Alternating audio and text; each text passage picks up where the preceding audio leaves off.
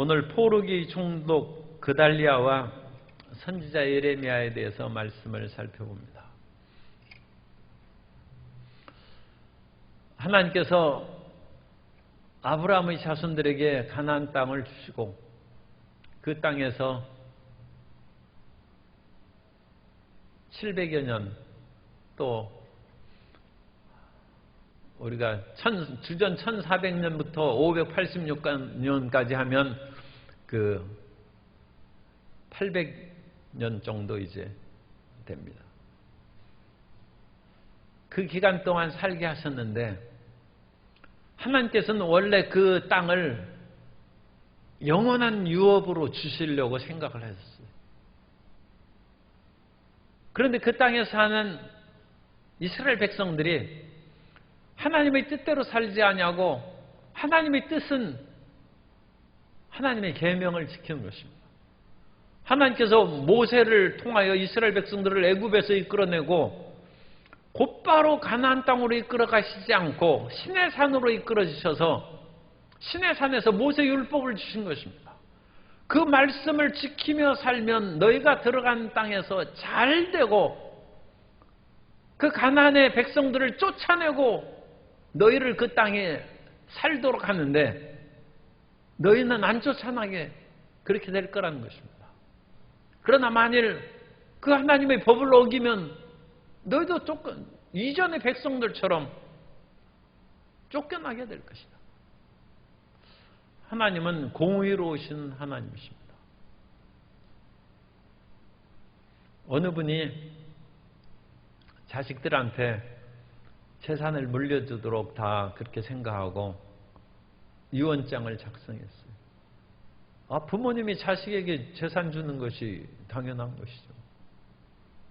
그것이 꼭 당연하다고는 할 수 없어도 그래도 이제 웬만한 그런 그 가정에서는 대체적으로 틀림없는 사실입니다.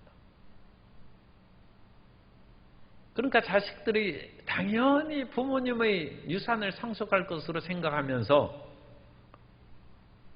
행동이 오만방자하기가 이를 데 없어요. 자기가 부모님의 재산 형성에 기여한 바가 없어요. 자식들은. 아내는 남편의 재산 형성에 기여한 것으로 인하여 절반을 받을 수가 있죠.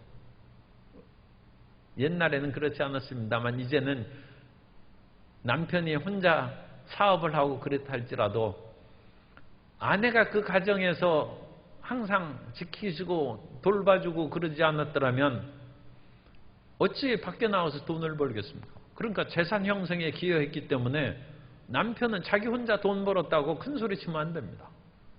부인이 항상 그 내조의 힘이 있는 것이죠. 그런데 자식들은 거의 그와 같은 재산 형성에 기여하지 않았습니다. 그럼에도 불구하고 부모님의 재산을 자기 것으로 당연히 여기는 것은 이건 좀 생각이 좀 고칠 필요가 있는 것이죠. 그래서 서양의 자녀들은 그렇게 생각하지 않는 경우가 많이 있다고 합니다. 그런데 우리나라에서도 그런 이제 생각을 하고 있는 사람들이 점차 늘어나고 있을지 모릅니다만 아직까지는 별로 그렇지 않은 것 같아요. 그런데 하나님께서도 우리에게 믿는 그 이스라엘 백성들에게 그 모든 가나안 땅을 다 주도록 그같이 철석같이 약속했어요. 더 나아가서 하나님께서는 다윗 언약을 통해서 그것을 확고히 했습니다. 그래서 이 땅은 하나님께서 지켜주시고 다윗의 왕가는 영원히 멸망하지 않는 영원한 나라가 될 것이다. 영원한 기업으로 준다고 약속한 것입니다. 그런데 그것도 웬만큼 하나님을 실망시키지 않고 잘 섬길 때 가능한 것이지 패역한 자식에게 어찌 재산을 다 물려주겠습니까? 그건 자기 인간의 부모, 자녀 간에서도 그럴 수는 없지 않습니까? 마찬가지로 하나님께서 이스라엘 백성들에게 그렇게 약속하시고 생각하셨다 할지라도 그럴 수 없는 것입니다. 그러므로 이것은 다윗과 그 이전에 주신 언약이 무조건적인 언약의 은혜의 성격이 있을지라도 그 무조건적이라는 것은 끝까지 하나님을 믿고 또 자식은 끝까지 부모님을 신뢰하고 공경하는 그 조건은 당연한 것이죠. 당연한 전제 조건이에요. 그것이 아니면 바뀔 수 있다는 것입니다. 그러므로 나라도 망할 수도 있고 버림받을 수 있는 것입니다. 사무엘하 7장 13절 이하에 보면 다윗에게 주신 이제 하나님의 말씀입니다. 그래서 다윗의 아들 자손 이제 솔로몬이죠. 솔로몬 때에 그는 내 이름을 위하여 집을 건축할 것이요 나는 그의 나라 왕위를 영원히 견고하게 하리라. 이 영원히가 분명히 들어있죠. 나는 그에게 아버지가 되고 그는 내게 아들이 되리니 그가 만일 죄를 범하면 내가 사람의 매와 인생의 채찍으로 징계하려니와 내가 내 앞에서 물러나게 한 사울에게서 내 은총을 빼앗은 것처럼 그에게서 빼앗지는 아니하리라. 내 집과 내 나라가 내 앞에서 영원히 보존되고 내 왕위가 영원히 견고하리라 하셨다 하라. 사울에게서 나라를 빼앗은 것처럼 다윗의 그런 자손들에게는 안 뺏는다는 것입니다. 그리고 영원히 견고하리라. 이것을 시온 불가침성 교리라고 합니다. 시온은 이제 절대로 적에 의해서 안 망한다는. 아니 여기에서 영원이라는 단어가 몇 번 나옵니까? 그런데 무조건적으로 방탕하고 하나님 안 믿고 하나님의 성전에서도 우상 숭배하는, 에스겔서에 보면 하나님의 성전에서 제사장과 사람들이 동쪽 태양을 향하여 경배합니다. 그것을 그냥 놔두겠습니까? 그 성전을 그대로 놔둔다는 것은 있을 수 없죠. 그 백성을 어찌 사로잡혀가게 하고 칼날에 죽게 심판하시지 않겠습니까? 영원이라는 것은 그들이 쫓겨나고 멸망했을지라도 하나님께서 다시 회복하신 것이고 그 약속대로 포로에서 돌아온 것이죠. 그리고 종국적으로는 다윗의 후손인 메시아 예수 그리스도의 나라가 영원하다는 그런 하나님의 이 말씀은 문자적인 자손뿐만 아니라 영적인 다윗의 왕국을 상징하는 그런 이중적 예언의 의미가 있는. 그런데 그 당시로서는 문자적인 의미, 우리는 다윗의 왕가가 영원히 계속되고 당연히 나라는 망하지 않을 것으로 생각합니다. 그러나 그들은 성경을 제대로 이해를 못했습니다. 이 자기들이 좋은 것들만 너무 붙잡고 성경을 이해해서 다윗이 솔로몬에게 한 그 말씀조차 그들은 기억하지 않았어요. 다윗이 솔로몬에게 왕위를 물려주면서 이와 같이 유언합니다. 열왕기상 2장 1절 이하에 보면 다윗이 죽을 날이 임박하매 그의 아들 솔로몬에게 명령하여 이르되 내가 이제 세상 모든 사람이 가는 길로 가게 되었노니 너는 힘써 대장부가 되고 내 하나님 야훼의 명령을 지켜 그 길로 행하여 그 법률과 계명과 율례와 증거를 모세율법에 기록된 대로 지키라. 그리하면 내가 무엇을 하든지 어디로 가든지 형통할지라.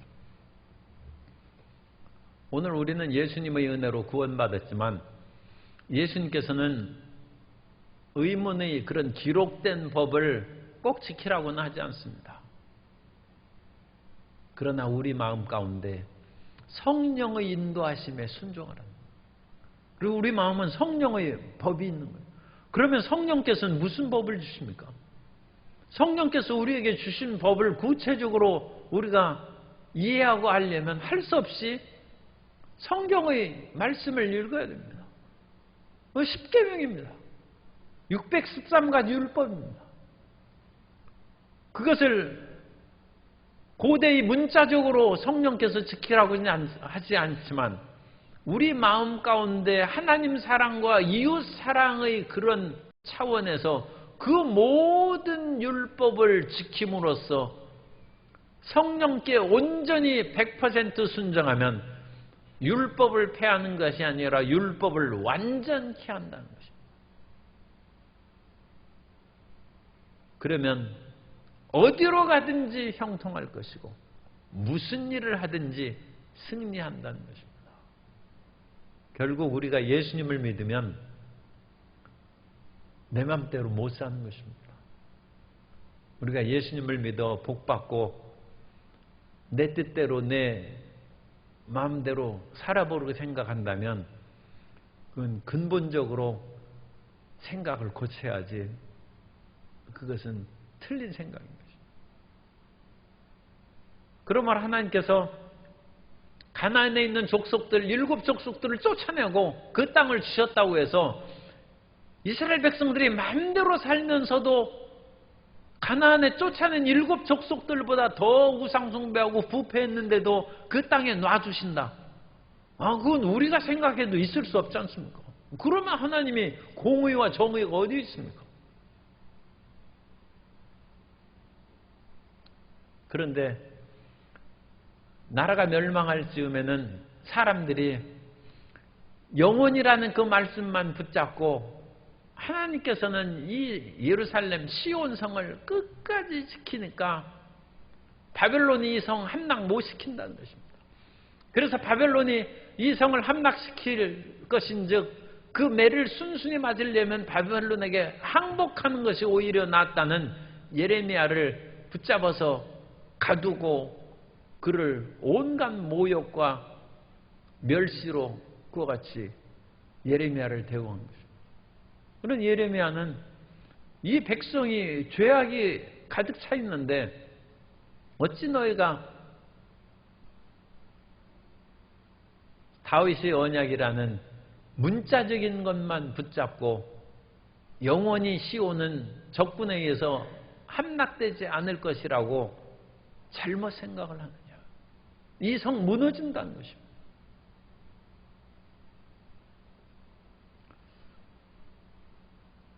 개인의 그런 사업이나 나라도 마찬가지입니다.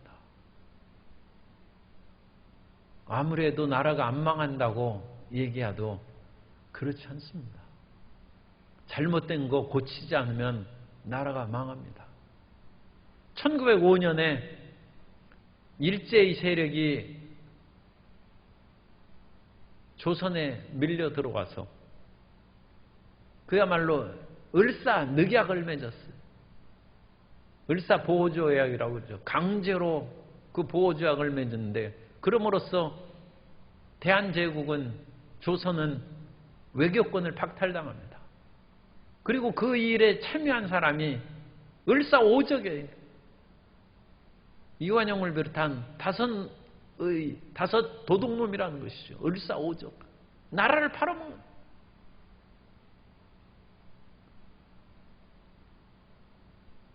그와 같이 나라의 그런 외교권을 박탈당한 것을 보고 당시 시위대장인 민영환 시종장 대장이죠. 민영환 그 장군은 자결했어요. 나라를 내가 지키지 못했다. 부끄러워서 살 수가 없다. 2년 뒤에 고종이 네덜란드 헤이그에 국제회의가 있는데 이준 열사를 거기에서 특사로 파견했어요. 그러나 이미 외교권을 박탈당했기 때문에 그것도 일본이 다른 열강과 비밀 협약을 다 해가지고 우리 조선 내가 일본이 취한다는 것으로 다 돼 있어요. 그러니까 회의장에 들어가지도 못했어요. 이준 열사가 비군 관계에서 거기서 할복해서 죽었다고 하는데 실제로 직접 그 자리에서 죽은 것은 아니다. 그러나 어쨌든 비분 관계에서 그야말로 피를 토하고 죽었다는 거예요. 서울 수유리에 이준 열사의 묘지가 있어요. 그렇게 나라는 망하는 것입니다. 그 안에 나라를 팔아먹은 그 사람들이 붙어있고 아무리 비분관계하는 사람이 있어도 그것을 미리 막고 저지하지 않으면 나라가 넘어가는 것입니다. 유다도 예레미야 같은 사람이 피를 토하듯이 하나님의 말씀을 전했지만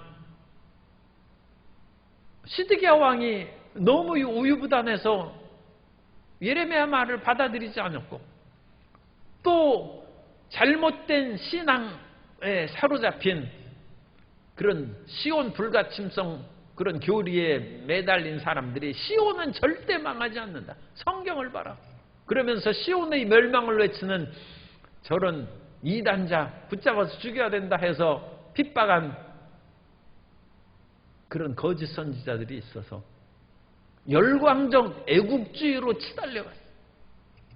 그리고 나라는 망했습니다. 그래서 바벨론 느부갓네살이 그 시드기야 왕을 사로잡아가고 나라의 똑똑하고 그런 사람들은 다 붙잡아서 끌어서 바벨론으로 끌고 가고 그런 사람들이 사실 이 산업을 일으키는 동력원입니다. 일제시대 때 임진왜란이 일어나가지고 우리나라에서 상당히 그야말로 쓸만한 사람들은 일본 그때 그 일제가 그건 일제도 아니고 그 외적이죠. 외적이 많이 붙잡았어요. 그 가운데 사람들이 많이 기억하는 것이 도공들을 많이 붙잡아가서 일본 도자기가 상당히 이제 성행하고 발전하는 그런 일이 있는데 우수한 인재들이 다 붙잡아가면 그 지역의 그런 문물이 발달합니다. 그리고 그 문물이 발달하는 것뿐만 아니라 조선에는 인재들이 사라져가지고 그것을 회복하는데 엄청난 시간이 걸리고 사실은 임진왜란 병자호란을 지나면서 나라의 인재들이 거의 소멸되고 사라져서 문화의 역량과 국가의 역량이 계속 일본이나 중국을 능가하지 못했습니다. 그래서 결국은 나라가 망한 것이죠. 1910년. 인재들을 상실한 인재를 키우고 그 인재들이 정말로 나라를 위하고 백성들을 위하여 헌신하는 참다운 인재들을 만들어야지 자기 혼자 잘 먹고 잘 사는 그런 사람 아무리 많이 교육시키고 배출해봤자 나라에는 별 도움 안 됩니다. 그죠? 그 사람들은 이완용이 미국 유학도 가고 그 영어도 잘했어요. 아, 그 사람은 탁월한 외교적인 그런 역량도 가졌습니다. 거의 천재 같은 사람입니다. 그런데 그런 사람이 일본의 일제에 붙으니까 나라를 멸망시키는 앞잡이가 되는 거죠. 공부 잘한다고 해서 나라에 도움되는 것은 꼭 그렇지 않습니다.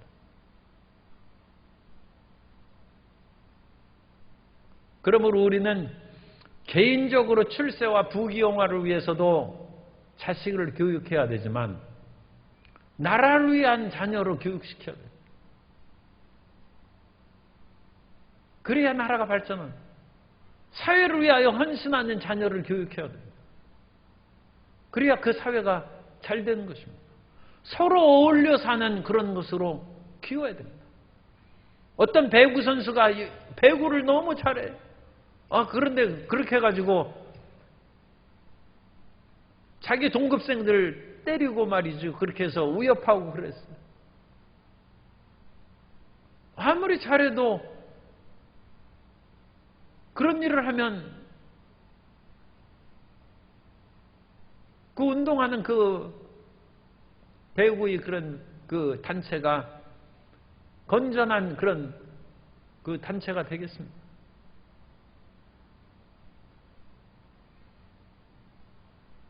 교육적인 그런 병폐가 심각한 것입니다. 심각한 것이고 그것은 우리가 먹고 살 수 있는 의식주의 문제만 해결할 수 있으면 나라와 민족을 위하고 교회를 위하여 살아가는 것이 참으로 영원한 의미 있고 가치 있는 것이라는 것을 그 어릴 때부터 그것을 심어줄 필요가 있습니다. 그렇지 않으면 가장 똑똑한 지금 우리 어떤 모 엘리트가 지금 폭삭 망했다고 인터넷에 올라왔어요. 그 딸은 온갖 그런 거짓된 스펙으로 인해서 온갖 것을 올렸는데 다 파크다가 개인적으로 보면 얼마나 불행합니까? 그러나 그것은 그 좋은 위치에 있던 사람이 나라와 사회와 민족을 위하여 정말 꿈꾸는 사람이었다면 그런 거 하면 안 되죠. 자기 자신도 얼마나 존경받고 먹을 만큼 재산도 상당히 있었던 것 같아요. 그런데 잘못된 것을 하면 문제가 됩니다. 그래서 유다는 하나님의 그런 뜻에 온전히 수용하지 않아서 하나님은 철저하십니다. 사람의 마음을 완전히 바꾸도록 하나님은 철저히 우리를 이끌어 가십니다. 그러므로 우리는 진실된 회개를 하기까지는 우리의 고난과 삶의 고통이 끝나지 않는다고 그렇게 생각하시면 맞습니다. 절대로 안 끝납니다. 하나님은 우리를 근본적으로 바꾸시기를 원하시지 대충 해가지고 그것을 눈가림하고 절대 그렇게 하지 않습니다. 그리고 하나님께서는 우리가 근본적으로 바뀌면 영원한 생명이 있다는 주님의 축복이 있어요. 그러니까 우리가 결코 손해가 아니죠. 이 세상의 어떤 사람들도 우리를 근본적으로 바꾸고 그래서 그 다음에 보장해주는 그런 축복을 감당할 수 없어요. 인생은 유한하고 인생의 모든 가진 능력은 한계가 있기 때문에 그 보장 못 해줍니다. 그러나 하나님은 하셨습니다. 하나님은 보장을 해주십니다. 우리는 죽어도 다시 살 것입니다. 그러므로 하나님 앞에 그런 진실함을 가지고 살아야 돼요. 그런데 백성들이 이제 나라가 망한 후에 그 지역을 바벨론이 통치하는데 바벨론 사람들은 언어도 다르고 여러 가지 삶의 습관도 다르고 그런데 거기에 있는 그달리아라는 사반의 손자입니다. 사반은 요시야 왕 때 서기관을 하던 일종의 국무장관을 하던 그 사람이었는데 그러니까 이 귀족 집안이죠. 그래서 사반의 손자 그달리아를 총독으로 세웠어요. 그러니까 그 그달리아는 알만한 사람은 아는 유력한 집안 사람이죠. 그래서 그 나라를 이끌어가고 그것을 인하여 적절하게 바벨론에게 조공도 바치고 모든 일을 행하게 되는데 이스마엘은 왕족입니다. 넌 다윗의 후손이에요. 그달리아는 귀족이긴 하지만 다윗의 자손이 아니에요. 왕족이 아니에요. 그리고 그것은 다윗의 언약과 위배되죠. 그러니까 이스마엘이 계계를 세워서 그달리아를 암살했어요. 그달리아를 죽입니다. 그리고 이 이스마엘은 그 당시 암몬의 지원을 받습니다. 이 당시 약소국가들이 바벨론에 의해서 느부갓네살에 의해서 많이 침략을 받고 멸망하기도 했지만 여전히 바벨론에 대한 반감을 가지고 있습니다. 왜 그러느냐면 주전 586년경에 느부갓네살이 군대를 이끌고 내려와서 두로를 공격하다가 두로가 함락되지 않으니까 군사를 이끌고 내려와서 예루살렘을 함락시켰어요. 그리고 두로를 계속 공격을 했는데 예루살렘은 쉽게 함락이 됐죠. 두로는 13년이 걸렸어요. 13. 그래서 예루살렘이 망하자마자 그달리아가 총독으로 세워졌죠. 그리고 주변 나라들도 이제 뭐 암몬이나 모압이나 그런 나라들도 다 망하고 에돔도 망했습니다. 그런데 두로는 13년을 버텼어요. 그러므로 바벨론을 절대적인 강자로 주변 국가들이 생각하지 않았다. 두로가 어쩌면 바벨론을 물리칠지도 모른다. 그리고 여전히 느부갓네살은 애굽을 그 당시 정복을 못했습니다. 그렇기 때문에 애굽의 힘을 우리가 얻으면 바벨론을 물리칠 수 있을지 모른다 하는 그런 생각을 했어요. 그런데 그건 사람이 모르죠. 예레미야는 안 된다는 거예요. 예레미야는 두로도 멍할 것이다. 그리고 오늘 끝부분에서 살펴볼 것입니다만 예레미야가 나중에 그 애굽으로 끌려갔어요. 그 반란을 일으킨 사람들에게 붙잡혀가지고 애굽으로 끌려갔는데 그 끌려간 애굽에서 나중에 그 바벨론 느부갓네살이 와서 이곳에서 자기 장막을 칠 것이라는 그런 예언을 하게 됩니다. 하나님에 대한 말씀과 이상을 보지 않는 사람은 미래를 알 수 없죠. 그리고 예레미야가 끝까지 그와 같이 하면 이 사람은 끝까지 친바벨론 파니까 그런 식으로 얘기한다고 해서 그쪽으로 몰아붙이면 이것은 인간적인 싸움밖에 안 되죠. 그러나 예레미야는 하나님의 말씀을 전하는 것이고 다른 사람들은 사람의 생각 또는 역사적 분석을 얘기하는 것입니다. 그러니까 그 차이점은 결국 시간이 지나간 후에야 증명이 되는데 오늘날 예레미야가 참다운 선지자가 됐다는 것은 시간이 지나서 예레미야의 말대로 200년이 지난 후에 그대로 되더라. 이미 예레미야도 죽고 그 당시 사람들도 다 죽었어요. 그런데 두고 보니까 예레미야의 말이 맞았다. 오늘날 이 시대에 하나님의 말씀을 파악하려면 우리 자신이 순수한 수밖에 없습니다. 우리 마음에 탐심이 있으면 마음이 어지러우면 맑은 그런 호수물이 있어도 그냥 접시물이 있어요. 접시물이 있는데 그 접시가 맑은 물이 있으면 우리가 얼굴을 들여다보면 우리 얼굴이 비치죠. 그런데 접시물을 흔들어 놓으면 우리 얼굴의 영상이 모습이 비치겠습니까? 빛이 안 비치죠. 그런 것처럼 우리 마음에 진실된 순수한 마음이 있으면 하나님의 뜻을 아는 것이고 우리 마음이 탐욕과 세상의 것으로 어지러워졌으면 하나님 말씀을 여러 번 들어도 그것을 마음에 깨닫지도 못하고 받아들이지도 못하는 것입니다. 그달리아도 어리석은 사람이었어요. 그달리아가 이제 미스바 지역에서 예루살렘은 이제 무너졌기 때문에 미스바가 새로운 총독 관저요 수도가 됐어요. 그래서 미스바에서 백성들을 관할하고 있는데 자기가 아는 이스마엘의 왕족이라든지 여러 고관들이 있을 거 아닙니까? 그런 고관들이 자기를 초청해서 함께 지내자고 그렇게 하니까 그달리아는 알만한 사람들이니까 그렇게 하는데 거기서 군대 장관 요하난이 있어요. 그 요하난이 정보를 입수했어요. 이스마엘이 지금 반란을 꾀하고 그달리아 총독을 죽이려고 한다는 그런 것을 첩보라고 해야 되나? 어쨌든 그걸 입수를 해서 이 총독에게 보고를 했어요. 그런데 그달리아는 지금 좋은 분위기 속에서 화합하고자 하는데 내가 얘기한 그 말을 나는 믿을 수 없다 해가지고 이 그달리아가 요하난의 그런 첩보를 거절했어요. 예레미야 40장 13절 이하에 보면 가레야의 아들 요하난과 이 요하난이 이제 군대 그 당시 장관이었어요.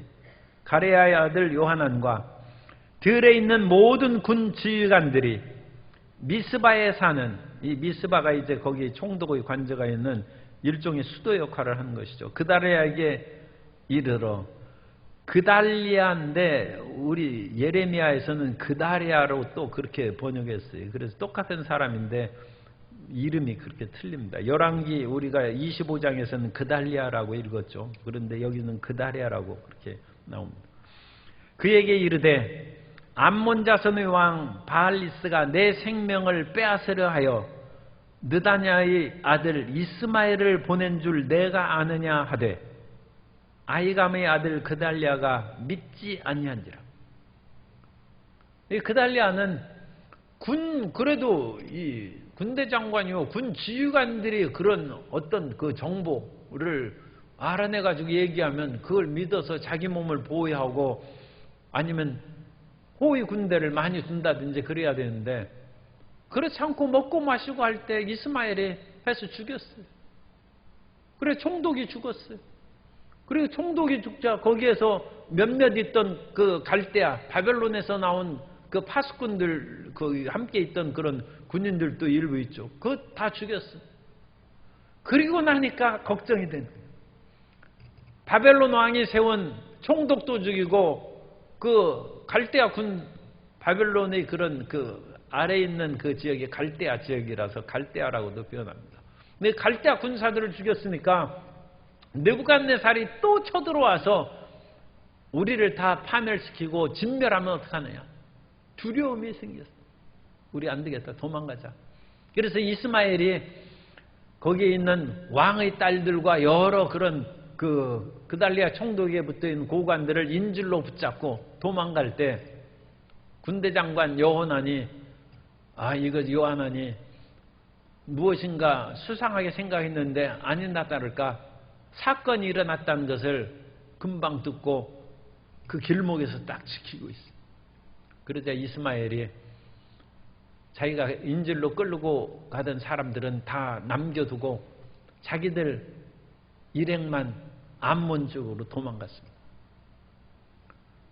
그런데 이 군대 장관 요하난도 반란은 이스마엘이 일으켰지만 자기는 군대 장관으로 그것을 모든 것을 충실히 지키지 못했지 않습니까?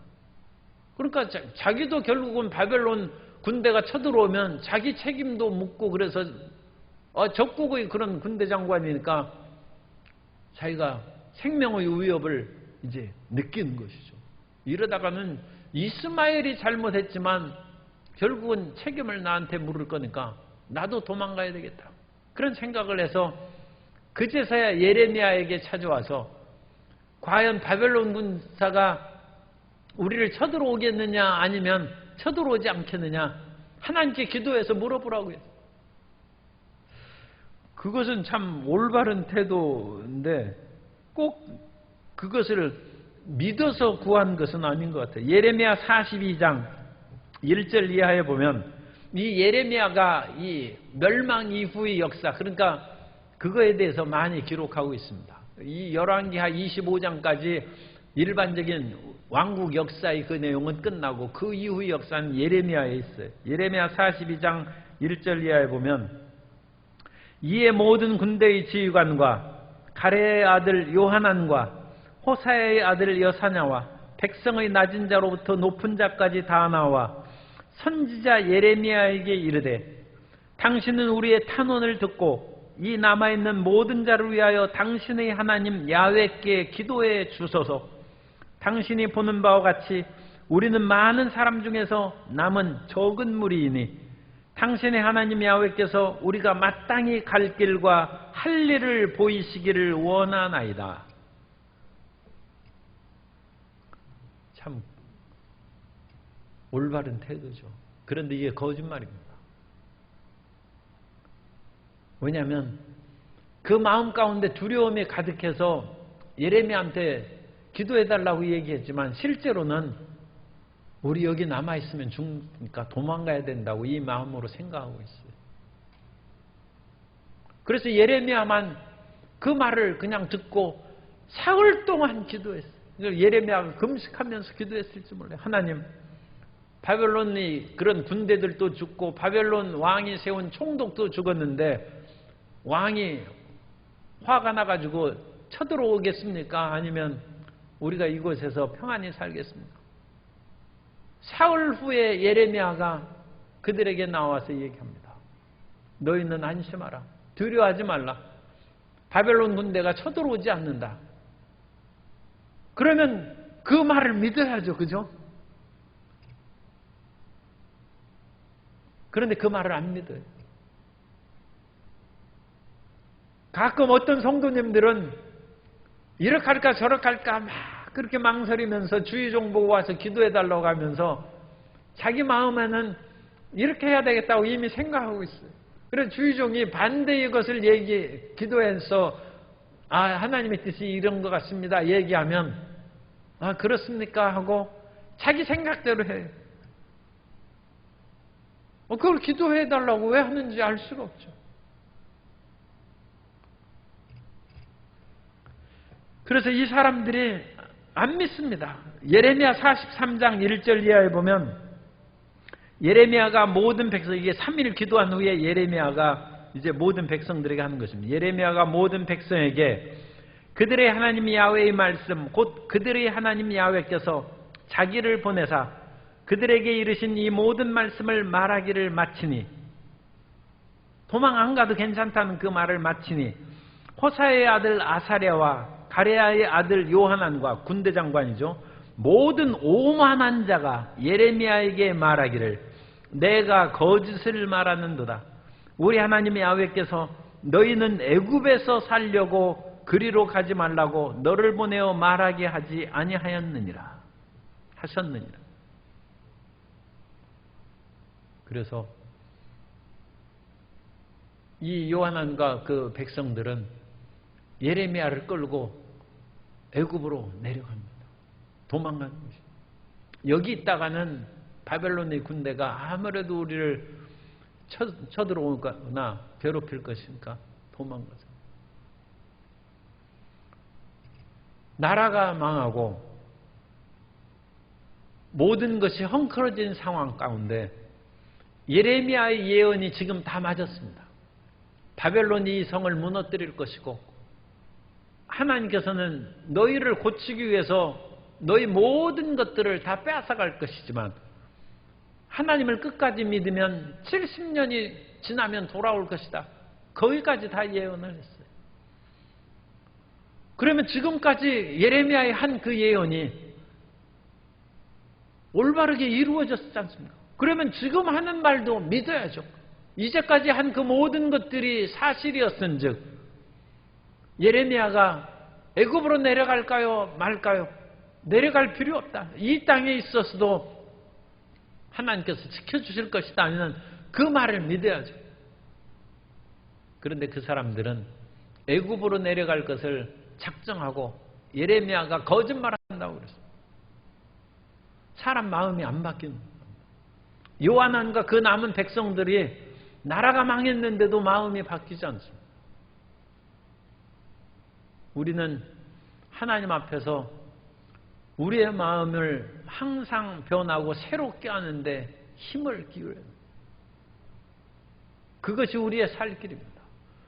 우리의 인생이 어떤 큰 변화와 기적을 우리가 체험하지 못하는 것은 하나님께서 기적을 아까워서 주시지 않는 것이 아니라 우리 마음의 근본적인 생각이 바뀌지 않기 때문에 하나님께서 기적을 허락하시지 않는 것입니다.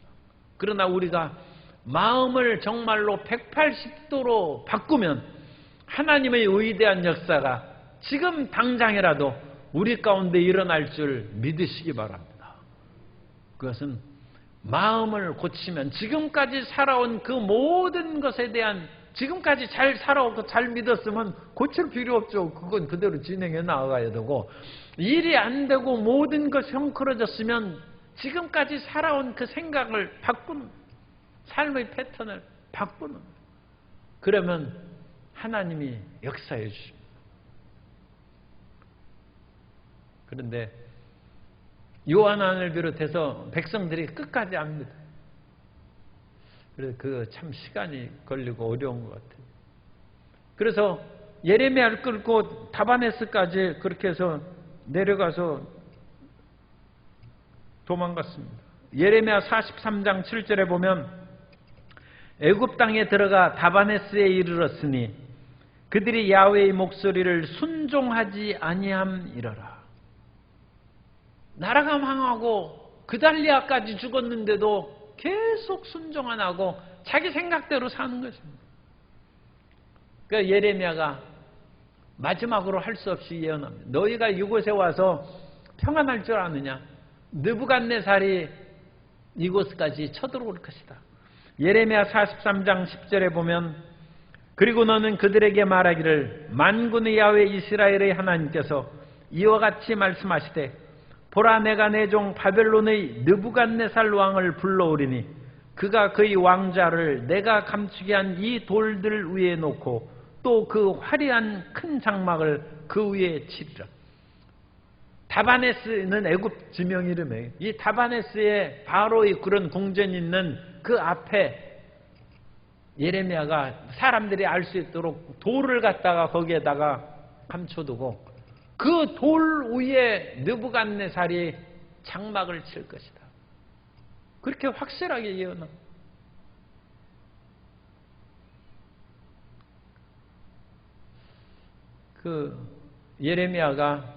예레미야는 참 존경스러운 사람인 것은 자기가 그와 같이 끌려다니고 시위대 뜰에 갇히고 온갖 모욕과 멸시를 받아도 끝까지 하나님께 신실했어요. 끝까지 하나님 말씀을 전하고 하나님께서 주신 말씀은 가감없이 남김없이 그걸 진실하게 얘기를 했습니다. 그리고 예굽에서 내려와서 자기를 그 사람들이 끌고 온 겁니다. 지금 예레미야를 존경해서 데려온 것이 아니라 예레미야는 하나님의 종이니까 어딘가 쓸모는 있는데 예레미야 말은 안 들어요. 그런데 예레미야가 그같이 이곳까지 느부갓네살 군대가 올 것이다 예언을 하고 또 그들이 그곳에서 우상을 섬기고 애굽에 있는 여러 신들을 섬깁니다. 그리고 그 사람들도 지금 유다 백성들도 어느 면으로는 제정신이 아니죠. 자기들이 믿던 하나님을 지금 섬겨왔는데 솔로몬 성전이 무너졌죠. 나라는 망했죠. 그러니까 그들의 시상이 지금 온전한 상태가 아니죠.